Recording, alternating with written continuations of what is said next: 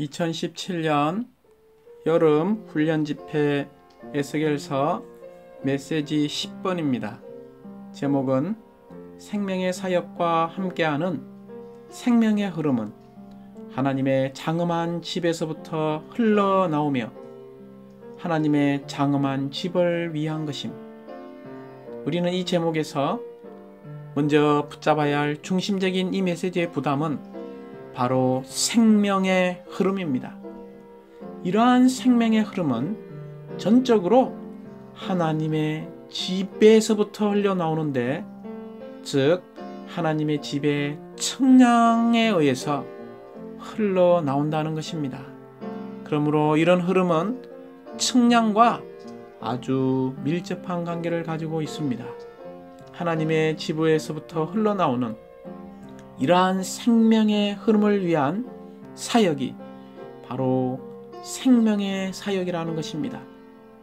우리는 시편 30편 8, 9절에서 그들이 주의 집에 있는 살찐 것으로 풍족할 것이라, 주께서 주의 복락의 강물을 마시게 하리이다. 진실로 생명의 원천이 주께 있사오니 라고 말합니다. 우리는 이 구절에서 하나님의 집이 먼저 언급되어 있고, 이 하나님의 집에서 주의 복락의 강물, 기쁨의 강물이 흘러나오는 것을 볼 수 있습니다. 이 생명의 원천은 누구입니까?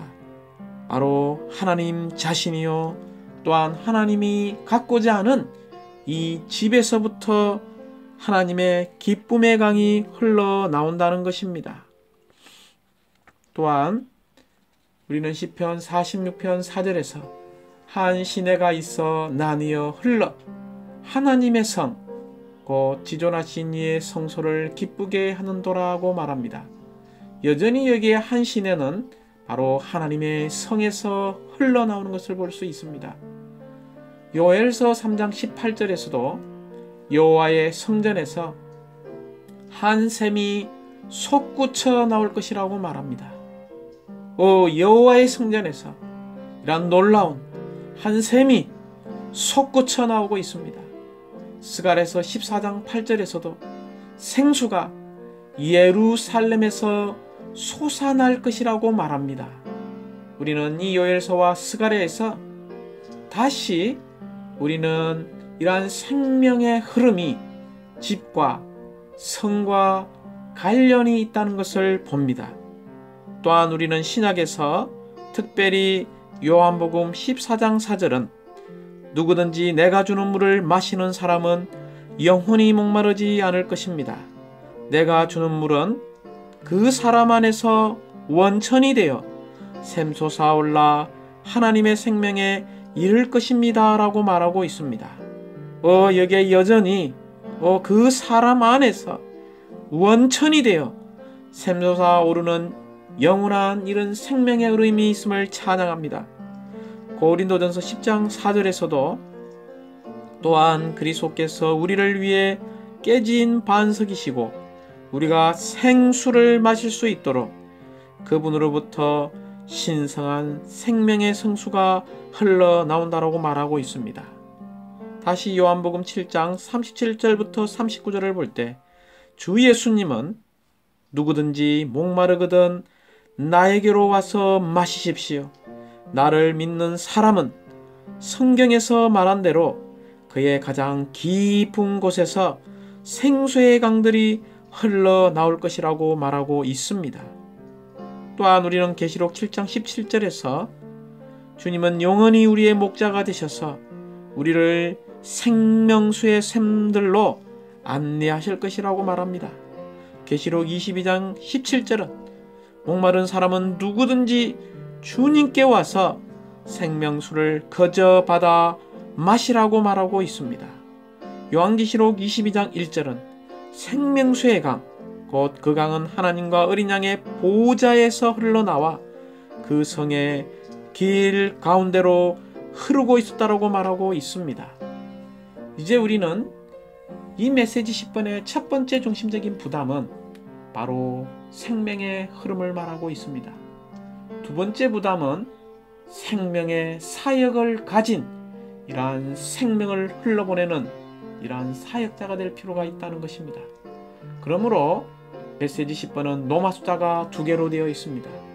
로마자 1번은 생명의 흐름을 체험해야 한다는 것입니다.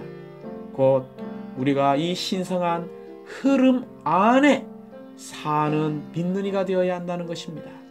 왜냐하면 이 흐름이 있는 곳에는 하나님의 영원한 생명이 있고, 이 생명의 흐름이 있는 곳에는 몸의 교통이 있으며, 이 신성한 흐름이 있는 곳에는 또한 하나님의 일이 있기 때문입니다. 우리가 이러한 생명의 흐름을 체험하고 이러한 생명의 흐름을 흘러보내는 사람이 바로 신약에서 생명의 사역을 하는 사람이라는 것입니다. 그러므로 로마자 2번은 바로 생명의 사역을 하는 사람들에 대해서 말하고 있습니다. 물론 이 6범주의 사람, 곧 존재가 되어야 하는 방면을 다루고 있습니다. 특별히 고린도전서 3장 6절부터 우리는 11절까지 해서 바로 씨 뿌리느니, 심느니, 물 주느니, 낳느니, 먹이느니인 새 이 언약의 사역자들이 결국에는 이 놀라운 하나님의 생명을 흘러보내는 흐름이 있는 하나님의 집의 건축자들이 된다는 것을 보여주고 있습니다. 이제 우리는 이 로마자 1번에 아주 3가지의 중심적인 부담이 있습니다. 첫 번째는 이 신성한 흐름의 목적과 특징이 무엇이냐는 것입니다. 두 번째는 어떻게 이 신성한 흐름, 이 생명의 흐름이 우리 안에서 증가하고 더 깊어질 수 있느냐의 문제입니다.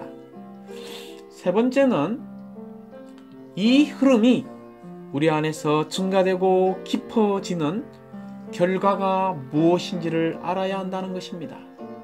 먼저 우리는 이 생명의 흐름의 목적을 보기 원합니다. A번은 바로 이 신성한 생명의 흐름의 목적을 보여주고 있습니다. 이 목적은 전적으로 하나님의 궁극적인 움직임과 관련되어 있습니다. 오늘날 하나님의 궁극적인 움직임은 무엇입니까? 바로 하나님이 사람이 되심은 신격에서는 아니지만 생명과 본성에 있어서 하나님과 똑같이 되는 것을 말하고 있습니다.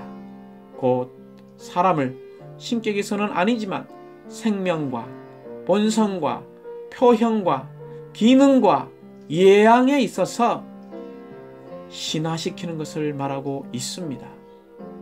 특별히 이 땅에서의 하나님의 움직임의 원칙은 전적으로 사람 안에 있고 사람을 통해 이루어집니다. 하나님의 움직임은 사람을 신화하여, 곧 신격에서는 아니지만 사람을 생명과 본성에서 하나님이 되게 하는 것입니다. 이 목적을 위하여 놀라운 신성한 생명의 흐름이 있다는 것입니다. 이제 두 번째 부담은 바로 생명의 흐름의 특징들입니다. 이 생명의 흐름의 특징은 4가지로 되어 있습니다. B, C, D, E번입니다. B번, 첫 번째 이 생명의 흐름의 특징은 이 물이 문관, 즉 출구 아래서부터 흘러나온다는 것입니다. 우리는 물이 흐르기 위해서는 출구가 필요합니다. 이러한 출구를 갖기 원합니까? 갖기 원한다면 우리가 주님께 더 가까이 가고 주님을 더 많이 접촉할 때 이러한 놀라운 하나님의 생수의 흐름이 교회로부터 흘러나갈 출구를 갖게 될 것입니다. 두 번째 특징은 10번에 나와 있는 것처럼 이러한 신성한 생명의 물의 흐름은 동쪽을 향합니다. 하나님의 강은 하나님의 영광의 방향인 동쪽으로 흐르고 있습니다. 그러므로 우리가 생활하는 것들, 우리가 일하는 것들, 우리가 복음을 전하는 것들, 우리가 목양하는 것들, 신방하는 것들, 심지어 우리가 세상에 나가서 직장 생활하면서 돈을 버는 것들, 이 모든 것들은 다 하나님의 영광을 위해 하는 것입니다. 그러므로 우리 모두는 하나님의 영광을 간심하는 사람이 되어야 합니다. 이럴 때 이러한 물의 흐름을 체험하게 될 것입니다. 세 번째 특징은 D번에 있는 것처럼 이러한 생명의 물은 집의 오른쪽으로부터 흘러납니다. 이런 오른쪽의 의미는 무엇입니까? 바로 성경에서 오른쪽의 의미는 가장 높은 위치, 곧 첫째 위치를 말하는 것입니다. 그러므로 이러한 생명의 흐름이 우리 안에서 으뜸을 가질 수 있도록 그분께 첫째 위치를 드리기 원합니다. 그분께서 우리에게 첫째 위치를 드린다면 그분은 우리의 생활과 우리의 일들을 통제할 것입니다. 네 번째 특징은 이번에 있는 것처럼 물은 제단 옆으로 흐르고 있습니다. 이 제단은 두 가지 의미를 가지고 있습니다. 첫 번째, 이 제단은 전적으로 십자가의 처리, 우리가 십자가의 공가를 통과하는 것이요, 이런 십자가의 참된 체험을 갖는 것입니다. 그럴 뿐만이 아니라 이 제단은 또 우리 자신을 완전히 주님께 헌신해 드리는 것입니다. 우리가 십자가를 통과하고 주님께 드리는 절대적인 헌신, 완전한 헌신이 있을 때에 우리 안에서부터 이러한 생명의 흐름을 체험하게 될 것입니다. 이제 우리는 F번에서 이 흐름이 증가되고 깊어지는 길을 볼 수 있습니다. 생명의 흐름이 증가되고 깊어지는 길은 무엇입니까? 첫 번째, 우리는 노사람에 의해서 측량받는다는 것을 보아야 합니다. 즉, 우리는 이 그리스도에 의해서, 심지어 하나님의 지배에 의해서 우리는 측량받는 것입니다. 측량받는다는 것은 바로 우리가 조사받고 검사받고 심판받아서 그분의 소유가 되는 것을 말하고 있습니다. 특별히 에스겔서 47장 2절부터 5절을 읽어보면 청기뷿을 4번이나 측량한 것을 볼 수 있습니다. 이것은 우리가 철저하게 측량받는 것으로서 우리의 흐름의 깊이가 얼마인지는 우리가 얼마나 많이 측량받았는지에 달려 있습니다. 그 구절을 유심히 읽어보면 첫 번째 측량받을 때 발목이었죠. 두 번째는 무릎이었고 세 번째는 허리였습니다. 그러나 마지막 측량 네 번째 받을 때는 사람이 능히 건너지 못할 헤엄칠 강이 된 것을 볼 수 있습니다. 사랑하는 형제자매님들, 결국 우리는 흐르시는 삼위일 하나님 안에 완전히 잠겨져서 우리 안에 있는 이 흐름이 영적으로 헤엄치는 강이 될 것입니다. 이제 우리는 G번과 H번에서 이 흐름이 증가되고 깊어진 결과를 볼 수 있는데 여전히 두 가지입니다. 먼저 이 흐름이 증가되고 깊어진 결과는 생산하는 능력을 가지고 있으며 두 번째는 치료하는 능력을 가지고 있다는 것입니다. 그러므로 G번은 강은 모든 것을 살아나게 합니다. 이런 흐름이 있는 강은 모든 것을 살아나게 하고 생명으로 충만하게 합니다. 이러한 강의 흐름이 있는 곳에 나무들과 물고기들과 가축들을 산출하는 것입니다. 즉 이러한 생명을 생산하는 능력이 가득하다는 것입니다. 그럴 뿐만이 아니라 H번에 강은 사막에 물을 주고 사해를 치료한다는 것입니다. 강은 건조하고 메마른 땅에 물을 주고 죽음의 물을 치료합니다. 이러한 치료하는 목적은 전적으로 생명을 산출하는 것입니다. 그러나 마지막 I번은 우리의 하나의 경고입니다. 특별히 주님의 회복 안에 있는 모든 형제자매들은 미지근하지 말고 절대적인 사람이 되어야 한다는 것입니다.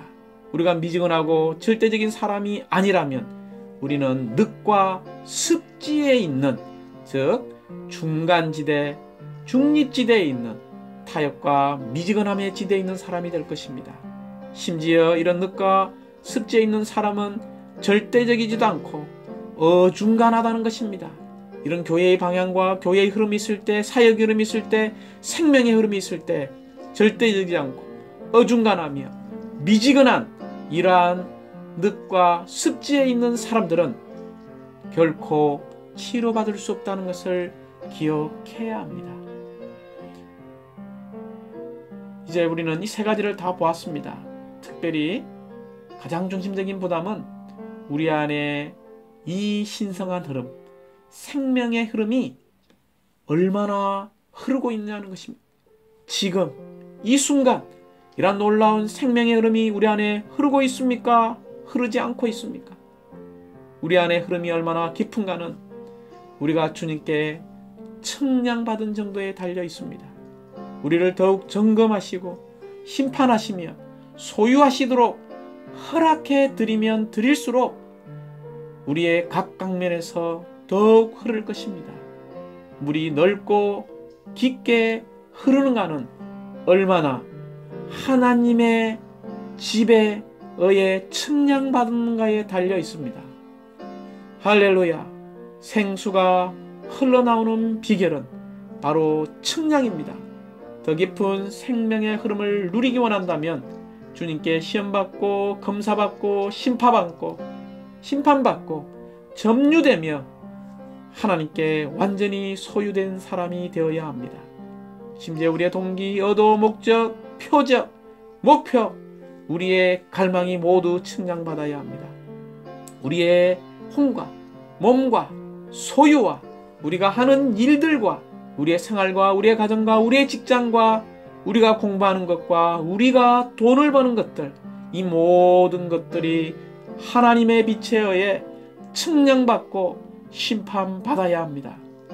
하나님께서 한 번 측량받는 것으로 부족합니다.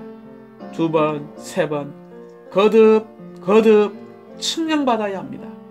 측량받고 더 심판받을 때마다 우리가 이런 주님의 빛비춤 아래서 철저히 회개하고 자백한다면 우리 안에 이런 신성한 생명의 흐름이 증가되고 더 깊어질 것입니다. 이러한 생명의 흐름이 증가되고 깊어진 그 결과 우리 안에는 생산하는 능력과 치료하는 능력을 갖게 될 것이며 또한 우리는 주의 회복 안에서 결코 미지근한 사람이 아니라 절대적인 사람이 될 것입니다. 우리가 이러한 사람을 산출하기 원한다면 우리는 노마자 2번에서 생명의 사역을 하는 사람이 되어야 합니다. 이런 생명의 사역자가 바로 고린도후서 3장 6절에 나오는 새 언약의 사역자입니다. 그러므로 A번에 이 새 언약의 사역자는 생명을 공급하고 생명이 자라도록 돕는 사람인데 특별히 6방면이 생명의 사역, 곧 새 언약의 사역자와 관계된다는 것입니다. 첫 번째는 영적인 씨를 뿌리는 이고, 두 번째는 심는 이며, 세 번째는 물 주는 이이며, 네 번째는 낳는 이이며, 다섯 번째는 먹이는 이이며, 여섯 번째는 금과 은과 보석으로 건축하는 건축자입니다. 먼저 B번에 이런 영적인 씨를 뿌리는 것을 보아야 합니다. 주 예수님은 마태복음 13장 3절과 37절에서 생명의 씨를 뿌리는 분으로 오셔서 우리 안에 이 생명의 씨를 뿌리셨습니다. 그러므로 우리도 영에서부터 이러한 생명의 씨의 체험을 갖고 뿌리는 이가 될 필요가 있습니다. 또한 고린도서 3장 6절에 보면 심는 이를 이야기하고 있습니다. 그리스도를, 이러한 생명이신 그리스도를 하나님의 백성 안으로 심는 것입니다. 영 안에서 생명이신 그리스도를 먼저 우리가 참되게 체험하고 체험한 이러한 생명이신 그리스도를 다른 사람들 안에 심는 이가 되어야 합니다. 우리가 씨를 뿌리고 심을 뿐만이 아니라 D번에서는 또 물 주는 이가 되어야 된다고 말하고 있습니다. 이러한 생명수로 사람들을 적셔줘야 합니다. 우리가 이런 생명수로 사람들을 촉촉히 풍성히 적셔주는 물 주는 이가 되기 원한다면 우리는 생수가 저장된 저수지, 즉 신성한 관계 시설을 갖는 사람이 되어야 합니다. 이럴 때 우리는 다른 이들에게 충분한 물 주는 이로서 생명을 공급하게 될 것입니다. 또한 이번에 네 번째 낳는 이입니다. 우리는 영적인 아버지로서 영적인 자녀들을 산출하고 생산하는 사람들이 되어야 합니다. 또한 F번에 우리가 낳을 뿐만이 아니라 우리는 영적인 어머니로서 마실 젖이나 먹을 음식을 주어야 합니다. 마실 젖이나 이 참된 영적인 먹을 음식이 오늘날 무엇입니까? 이것은 바로 사도들의 건강한 가르침을 공급하는 것입니다. 그러므로 우리는 주의 회복 안에서 이러한 1년 7차 집회 현재에 주어지는 이런 사도들의 건강한 가르침을 추구하고 누리고 조성해서 다른 이들에게 마실 젖이나 먹을 음식을 그때에 맞는 것을 공급해 주기 원합니다. 또한 그럴 뿐만이 아니라 우리에게 우리 손에 주어진, 우리 책장에 꼽혀진 라이프 사디와 우리의 회복력 이러한 각주를 추구하여서 다른 이들과 함께 이러한 라이프 사디를 추구하고 또 회복력 성경과 각주를 읽는 이런 먹이는 이로서 공급하기 원합니다. 이제 마지막은 6번째 지번이죠. 금과 은과 보석으로 건축하는 건축자가 되는 것입니다. 즉 우리는 이 금, 은, 보석은 바로 삼일 하나님을 상징하고 있죠. 우리는 측량할 수 없이 풍성한 이런 과정을 거쳐 완결하신 삼일 하나님을 사람들 안으로 공급하기 원합니다. 이런 삼일 하나님을 공급할 때 또 다른 금과 은과 보석을 산출할 것입니다. 이런 금과 은과 보석만이 바로 하나님의 영원한 갈망인 그분의 집을 건축할 수 있습니다. 심지어 그리스도의 몸인 교회를 건축하여 새 예루살렘을 완결할 것입니다. 결국 하나님의 영원한 경륜을 성취하는 이러한 참된 사역자는 바로 금과 은과 보석으로 건축하는 건축자입니다. 우리가 먼저 금과 은과 보석으로 조성되어진 이 금과 은과 보석으로 또한 다른 사람들을 건축하는 참된 건축자가 되기 원합니다. 결론적으로 이 메시지 10번의 부담은 바로 생명의 흐름을 공급하는 생명의 사역자가 되는 것입니다.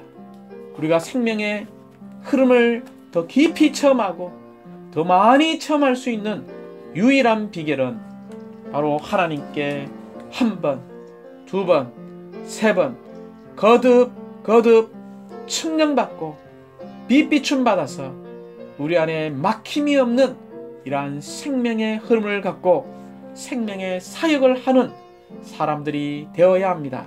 주님을 찬양합니다.